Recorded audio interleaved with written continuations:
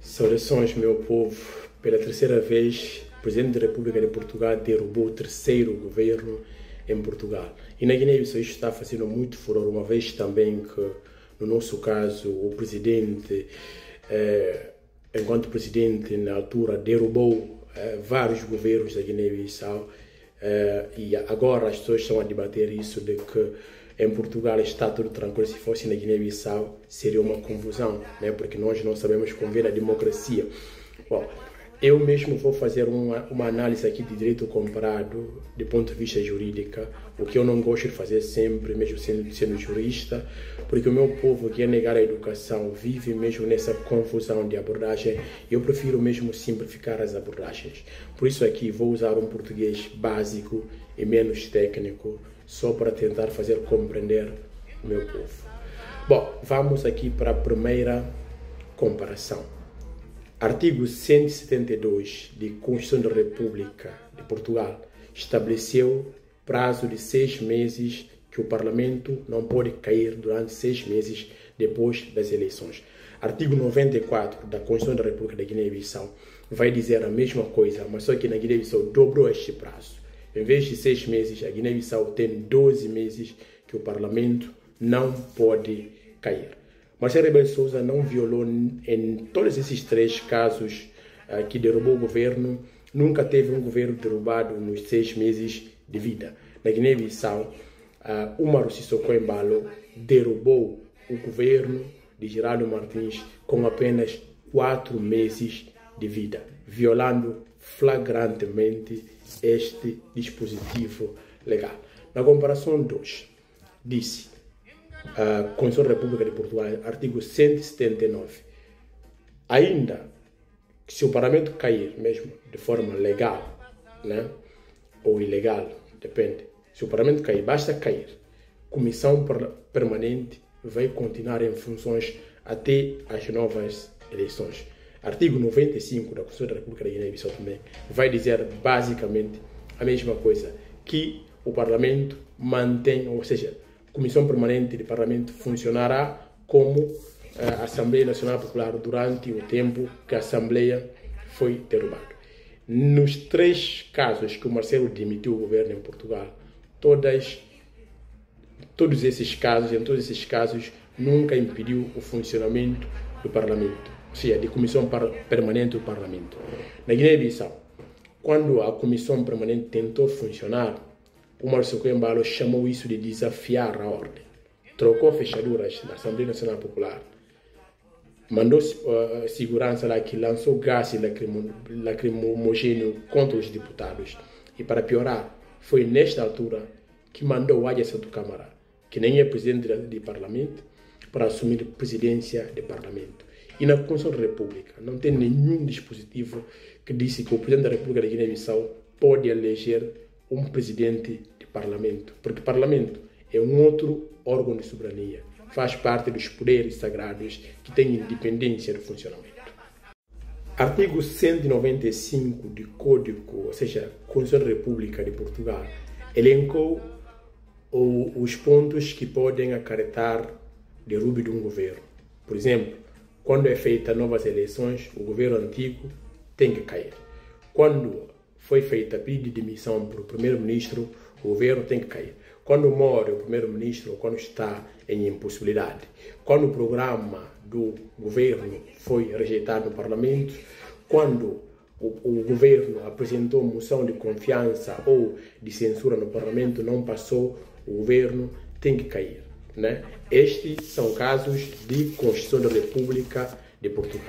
Na Guiné-Bissau, artigo 104 da nossa Constituição da República falou basicamente a mesma coisa. Disse que acarreta a demissão do governo quando foi feita novas eleições, quando o programa não aprovado pela segunda vez. No nosso caso, no Portugal, abaixo de uma vez não aprovado, o governo cai. Na Guiné-Bissau tem que ser pela segunda vez, se não for aprovado, o governo cai.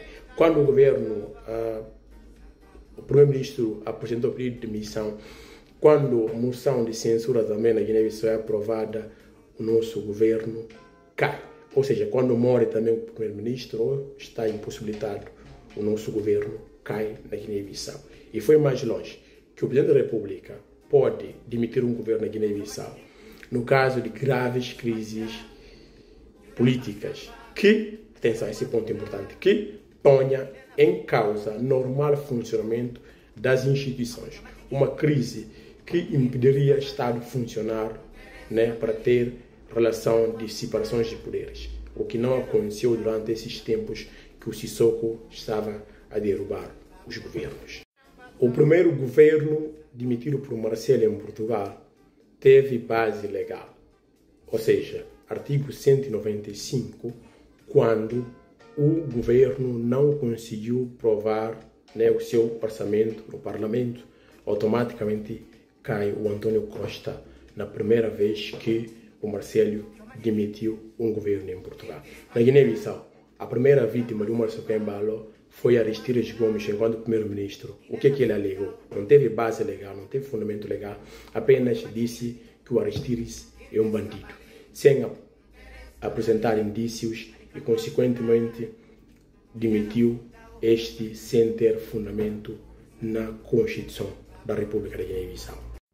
Segundo o governo demitido por Marcelo, obedece à linha B do artigo 195, pedido de demissão do primeiro-ministro. Quando António Costa estava sendo acusado de corrupção, ele mesmo fez pedido de demissão e o Marcelo o demitiu. Pela segunda vez, o Marcelo derrubou um governo em Portugal.